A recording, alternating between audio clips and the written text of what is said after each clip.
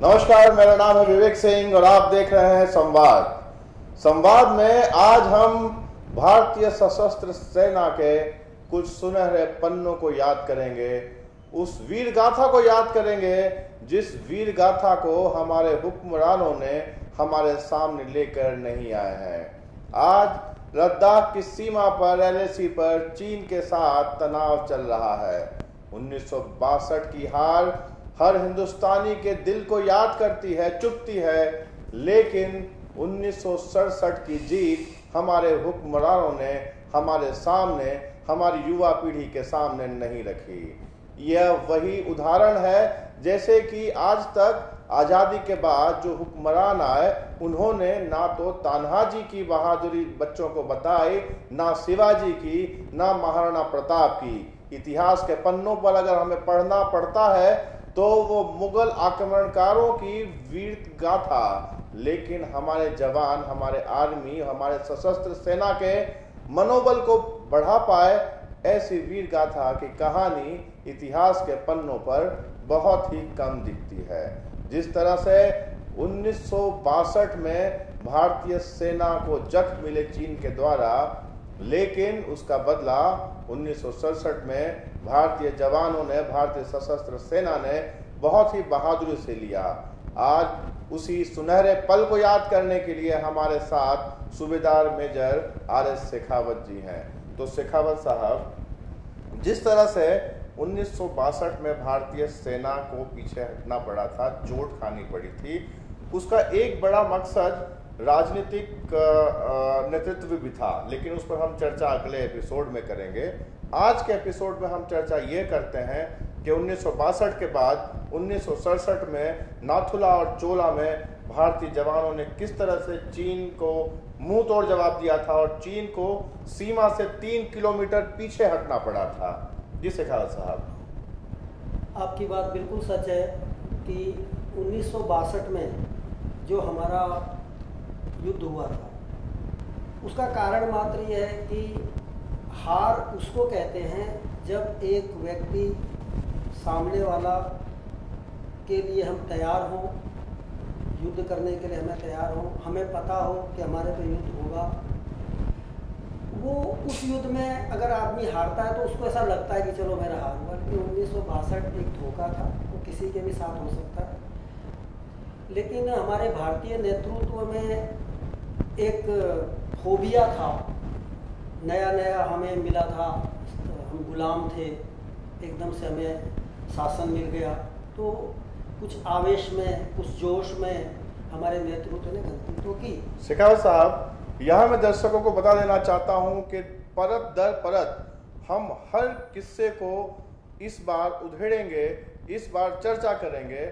आज बात करेंगे नाथुला और चोला में किस तरह से हमने 3 किलोमीटर पीछे धकेला था चाइना को और चीन को मुंह की खानी पड़ी थी। शेखावत साहब, उसी कि 1967 और 1962 में जो फर्क था वो ये था कि 62 के बाद और सेना ने नाथुला के अंदर जो हमारी आर्टिलरी थी उसको बहुत अच्छे तरीके से सुसज्जित कर दिया था।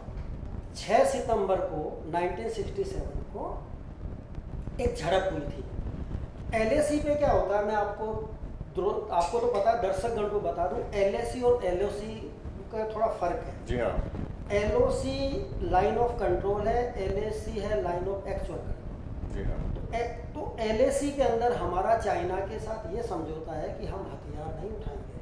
62 में हमारा समझौता हुआ था, किसी भी कीमत पर हथियार, गोली नहीं चलेगी। एक चाइना ने क्लेम किया कि मेरा नाथुला के अंदर हक है, वहाँ पर लगभग हम 30 मीटर की दूरी पर ही आमने सामने पहुँचते। जब वहाँ पर जब वो दुर्घटना हुई तो हमारे जो 2nd ग्रेनेडियर के कर्नल साहब थे, राय सिंह साहब, उन्होंने फॉर्मेशन को बताया कि ऐसा ऐसा कुछ हुआ है। तो हमारे जो वहाँ ब्रिगेडियर साहब थे, जनरल साहब थे, उन्होंने मीटिंग किया। उन्होंने बोला कि ऐसा करो कि रोज़ की झड़प से बचने का अच्छा सा तरीका ये है कि तारबंदी करो। जब उस पर तारबंदी शुरू की तो उन लोगों ने आके रोका और गरूर में थे, 62 की लड़ाई जीतने का उनके अंदर गरूर था। उन्होंने रोका कि भाई आप ये तारबंदी मत करो। हमारे कर्नल साहब नहीं माने, बोले किसी वो सेकंड ग्रेनेडियर बटालियन वहाँ लगी हुई थी, बोले हम नहीं मानेंगे। चाइना के जवान ये बात सुनकर वापस चले गए। हम लोगों ने भी सोचा कि ठीक है, इन्होंने शायद मान लिया होगा, क्योंकि लैंग्वेज प्रॉब्लम भी थी, एक टूटी फूटी अंग्रेजी बोलने वाला उनके पास रहता था, बाकी कोई बात है तो कम्युनिकेशन गैप भी था। अब वो वहाँ चले गए और हम लोगों ने 70 इंजीनियर ने हमारा तारबंदी चालू रखा। अचानक उन्होंने फायर खोल दिया। देखते ही देखते 10 मिनट के अंदर हमारे 70 जवान शहीद। 1962 की तरह भी इस बार भी धोखा। 1962 में भी हिंदी चीनी भाई भाई का नारा लगाकर पीठ में छुरा घोंपा था, और इस बार भी पहला हमला धोखे से किया गया। जबरदस्त। जब 70 जवान शहीद हुए, फिर हमारा जो है पहली बार हमारे जो जनरल साहब हैं, ब्रिगेडियर साहब, जिनको भी उन्होंने खुलकर लड़ाई किया। मुझे कैमरे पर ऐसा नहीं कहना चाहिए, किसी चीज की परवाह नहीं की गई, क्योंकि 62 का जख्म हरा था, ये मौका था, किसी की कोई परवाह नहीं की गई। और अपना जो मिलिट्री का जो हमारा धर्म होता है, सैनिक धर्म, वो हमने निभाया। और हमने आर्टिलरी के फायर खोला, और सब जितने उनके बंकर थे वो पहले से ही हमारे एम पे थे। यही तो मैं कहता हूँ कि इतने जबरदस्त हमारे ऑफिसर्स थे कि उनको अंदाजा था।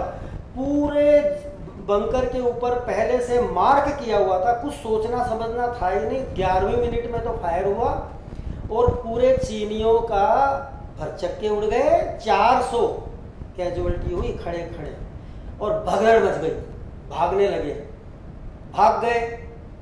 और बाद में उन्होंने हमारी तारबंदी हमने की जबरदस्त तरीके से।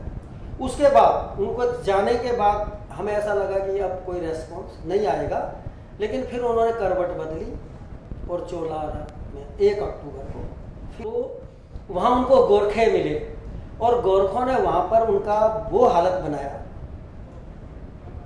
वध किया उनका। गुत्थम गुत्था भी लड़ाई हुई थी वहाँ, उसमें उनकी जो खुखरी होती है, गोरखों का हथियार, उससे गर्दनें उड़ाई गई। और ये जो दोनों लड़ाई, और उसके बाद शांति हो गई। नहीं, लेकिन इस लड़ाई में भी ऐसा पढ़ा जाता है कि छल कपट का चाइना ने फिर उपयोग किया। जब उन्हें लगने लगा कि हम हार रहे हैं, तो उन्होंने ग्रीन लाइट फेंकना शुरू किया, जो यह बात की निशानी है कि हम अब समझौता चाहते हैं। मगर वहीं दूसरे मोर्चे पर उनकी लड़ाई जारी रखी थी उन्होंने। हाँ, देखिए, चाइना और पाकिस्तान, इन दोनों की जो नीति है वो सेना भाप गई है। वो एक बार 1962 में हमारे प्रधानमंत्री जवाहरलाल नेहरू ने उन पर भरोसा ज़्यादा किया। उस समय भी हमारे जो जनरल साहब थे वो नहीं मानते थे इनकी बात को। नहीं, पहले हम इसको कंप्लीट करते हैं कि नाथुला और चोला में किस तरह से फिर हमने फाइट तो फिनिश किया, खत्म किस तरह से किया? हाँ, इस तरह किया कि उनको जब नाथुला में तो उनको डिफीट मिली, फिर हमने अपना युद्ध जारी रखा। और आपको सुनकर अचंभा होगा कि वो जो चोला रे में हुआ, वो और नथुला, ये दोनों में हमारी सेना ने फायर ही बंद नहीं किया। वो उन्होंने ही फायर, चाइना ने फायर बंद करवाया। उन्होंने घुटने टेके कि छोड़ दीजिए हमें, और वहां पर हम सामरिक दृष्टि से बहुत आगे थे। अगर चाइना घुटने नहीं टेकता तो 400 नहीं 4000 सैनिक जाते और हम अंदर भी घुस जाते, लेकिन अतिक्रमण करने की हमारी नीति नहीं है। चीन की सेना को 3 किलोमीटर पीछे जाना पड़ा, लेकिन भारतीय सेना ने उस समय भी अतिक्रमण नहीं किया। भारतीय सेना अपनी बहादुरी के लिए जानी जाती है, विस्तारवादी नीति के कारण नहीं जानी जाती है। यह वीर गाथा हम इसलिए लेके आए हैं कि भारत के हर युवा को, हर बच्चे को इस वीरता की गाथा को याद रखना चाहिए, और भारतीय आर्मी की उस बहादुरी को याद रख के उसे सलाम ठोकना चाहिए। हम दूसरे एपिसोड में लेके आ रहे हैं कि 1962 की जो हार थी, उसके पीछे जो राजनीतिक नेतृत्व था उसकी क्या गलती थी, और उसके बाद भी हमारे नेताओं ने, हमारे राजनीतिक नेतृत्व ने सीखा नहीं, वह गलतियां करते रहे। भारतीय आर्मी को युद्ध के काल में भी गोलियां गिननी पड़ी। यह मनोबल को कितना गिराने वाला वाकया है, इस पर दूसरे एपिसोड में चर्चा करेंगे। नमस्कार, जय हिंद।